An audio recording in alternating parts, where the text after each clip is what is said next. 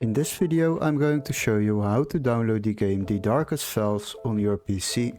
So what you need to do is open your Google browser, and before we start I would like to ask you to subscribe to our channel and like the video. Once you have done that, we need to go to the Steam website to locate this game. So search for the game The Darkest Files, after that select it and scroll a little bit down.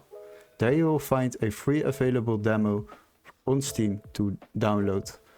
Now, if you decided to download the full game, then you can purchase it by adding it to your cart. After that, go to your cart, continue to the payment and finish the payment. After that, you are able to download the game The Darkest Files on your PC. Unfortunately, there is no cheaper available option for this game, so you have to buy it through Steam. Hopefully this video was helpful. Don't forget to like and subscribe, and we would love to see you in our next tutorial. Cheers guys!